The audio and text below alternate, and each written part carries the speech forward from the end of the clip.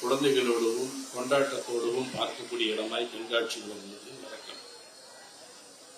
ஆனால் அந்த கண்காட்சி ஒரு அறிவு திருவிழாவாக, அறிவுக்கான ஒன்றாக அமைகிற பொழுது அது தலைமுறை கடந்து பயன்படக்கூடியதாக இருக்கிறது. அந்த வகையில் தான் இந்த புத்தக கண்காட்சி என்பதை தொடர்ந்து நாம் இங்கே 4வது ஆண்டாக இதை நடத்தி கொண்டிருக்கிறோம்.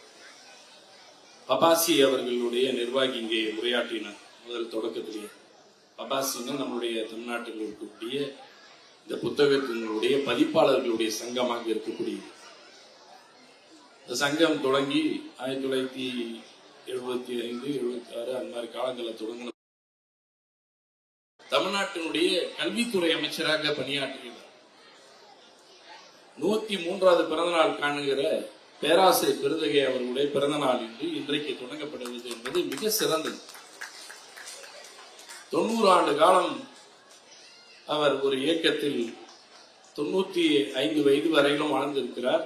அவர் பல நூல்களின் ஆசிரியராக, பேராசிரியர் பெருமக்களாக, நிரம்ப அறிவு சார்ந்த அறிஞராக வாழ்ந்தவர் என்ற நாளில் அவருடைய பிறந்த நாளில் தொடங்கப்பட்டிருப்பது மிக சிறப்பு.